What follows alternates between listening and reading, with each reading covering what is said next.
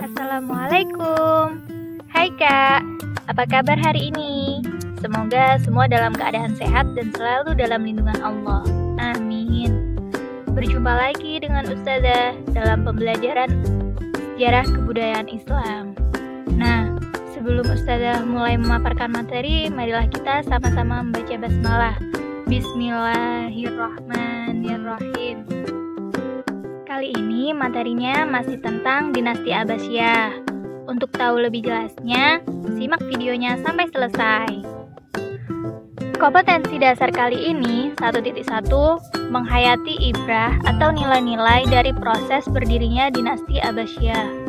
2.1 menunjukkan sikap bijaksana sebagai implementasi dari pemahaman mengenai sejarah berdirinya dinasti Abbasiyah. 3.1 memahami sejarah berdirinya dinasti Abbasiyah. Sedangkan tujuan pembelajarannya yaitu 1. Menjelaskan faktor pendukung terbentuknya dinasti Abbasiyah, dan yang kedua, menceritakan proses berdirinya dinasti Abbasiyah. Tentunya kalian masih ingat tentang Daulah Umayyah yang berkuasa selama 90 tahun. Dan sejarawan mencatat cukup banyak kemajuan yang dicapai Daulah Umayyah.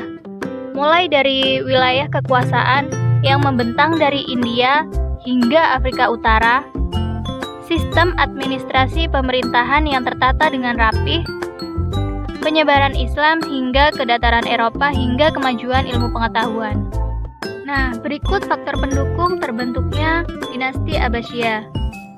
Yang pertama, perpecahan internal keluarga Daulah Umayyah dan kekisruhan politik dalam negeri.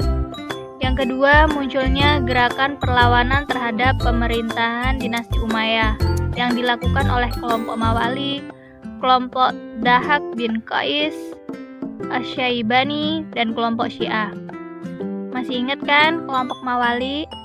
Kelompok Mawali adalah orang-orang bukan Arab. Saat ini bisa disebut Ajam.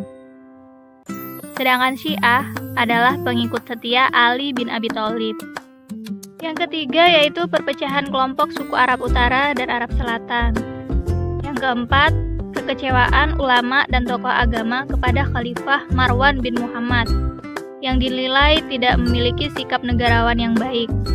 Dan yang kelima, wafatnya Khalifah Marwan bin Muhammad, yaitu khalifah terakhir dinasti Umayyah, setelah kalah dalam pertempuran di tepi Sungai Zab, Irak di tahun 132 Hijriah atau 750 Masehi. Kemudian proses berdirinya Daulah Abbasiyah atau dinasti Abbasiyah. Dinasti Abbasiyah berkuasa dalam rentang waktu yang panjang selama 5 abad atau 500 tahun. Berpusat di Baghdad, Irak, sebagai ibu kota. Wilayah kekuasaan dinasti Abbasiyah membentang luas meliputi Asia Barat, Asia Selatan, Afrika Utara, hingga Eropa. Nah, langkah-langkah Bani Abbas untuk mendirikan dinasti Abbasiyah yang pertama, membentuk gerakan bawah tanah dengan melakukan propaganda dengan tokohnya antara lain Muhammad al-Abbas, Ibrahim al-Imam, dan Abu Muslim al-Khurasani. Yang kedua, menerapkan politik bersahabat. Artinya, keturunan Bani Abbas tidak memperlihatkan sikap bermusuhan dengan Bani Umayyah atau siapapun. Yang ketiga, menggunakan nama Bani Hashim atau Ahlul Bait. Yang keempat, menjadikan Khurasan sebagai pusat kegiatan gerakan Bani Abbas yang dipimpin oleh Abu Muslim al-Khurasani. Para tokoh pendiri dinasti Abbasiyah menetapkan 3 kota sebagai pusat kegiatan, yaitu Umayyah sebagai pusat perencanaan organisasi, Kufah sebagai kota penghubung, dan Khurasan sebagai pusat gerakan praktis. Kemudian tahap pembentukan dinasti Abbasiyah. Dinasti Abbasiyah tidak terlepas dari sosok keluarga Bani Abbas bernama Ali bin Abdullah. Sebagai sepupu Rasulullah SAW, ia merasa yang paling berhak menjadi pemimpin setelah Khulafaur Rasyidin. Ali bin Abdullah melakukan propaganda anti Daulah Umayyah ia mencoba meraih simpati masyarakat dengan menanamkan propagandanya sebagai keluarga Bani Hashim. Tetapi sebelum usahanya terwujud, Ali bin Abdullah wafat, yaitu di tahun 124 Hijriah atau 742 Masehi. Nah, usaha selanjutnya dilanjutkan oleh putranya yaitu Muhammad bin Ali. Ia menjadikan kota Kufah dan Khurasan sebagai basis gerakan anti-Daulah Umayyah di kota Khurasan. Muhammad bin Ali mendapat dukungan dari pemimpin masyarakat Khurasan, yaitu Abu Muslim al-Khurasani. Namun, Muhammad bin Ali lebih dulu wafat. Ia wafat di tahun 127 Hijriah atau 745 Masehi, sebelum cita-citanya meraih kekuasaan terwujud. Lalu Ibrahim al-Imam menggantikan posisi ayahnya, Muhammad bin Ali. Gerakan yang dilakukan Ibrahim bin Muhammad atau Ibrahim al-Imam mendapat perhatian khusus dari Khalifah Marwan bin Muhammad atau Khalifah terakhir dinasti Umayyah, dan menganggapnya sebagai ancaman negara. Nah, untuk meredam Ibrahim al-Imam tertangkap oleh pasukan dinasti Umayyah dan wafat dalam perasingan. Wafatnya Ibrahim bin Muhammad atau Ibrahim al-Imam membuat keluarga Bani Abbas semakin gencar melakukan pemberontakan.